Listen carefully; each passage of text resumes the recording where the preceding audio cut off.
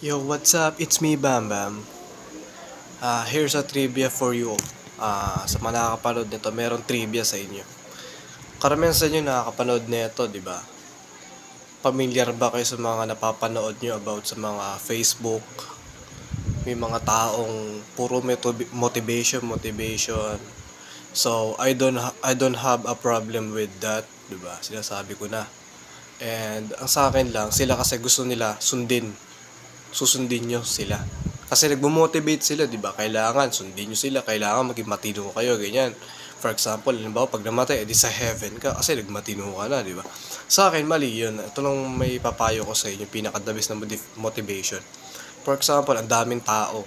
Karamihan, puro salbahe, kupal. Kung isa ka doon, i-upgrade mo yung sarili mo kung sino ka. Ipagyabang mo kung sino ka, di ba? Sabihin mo kung sino ka. Tsaka huwag kang magbabagol. Alam ko sa sarili ko, hindi nyo kaya. Kaya huwag na kayo magbago. Huwag na kayo magbago magpakatino. Kasi una sa lahat, di naman kayo matino, di ba? For example, di naman kayo matino eh. Huwag na kayo magpakatino, di ba? Huwag lokohin ang sarili. Yun ang number 1 sa lahat sa buhay.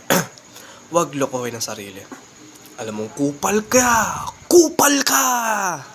Huwag ka magpakatino, di ba? Alam ko sa sarili ko, hindi nyo kaya yun. Maniwala kayo sa akin. Hindi nyo kaya. Ngayon sa mga matitino, huwag kayo maging salbahe. Panindigan nyo yung pagiging mabait ninyo. Huwag manghinayang dahil hindi porke ikaw lang ganyan, ibig sabihin ikaw lang. Marami kang katulad. Ganon din ang mga taong kupal. Especially mga taong kupal, number 1, mga ano yan eh, mga pulis. Wala akong tiwala sa mga pulis. Sa totoo lang.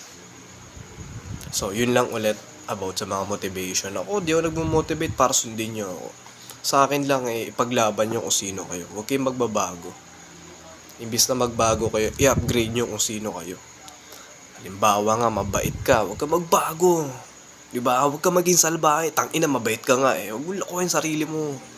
Yun lang yun. Diba? So, yun lang. Diba? Ganun lang. Yun lang.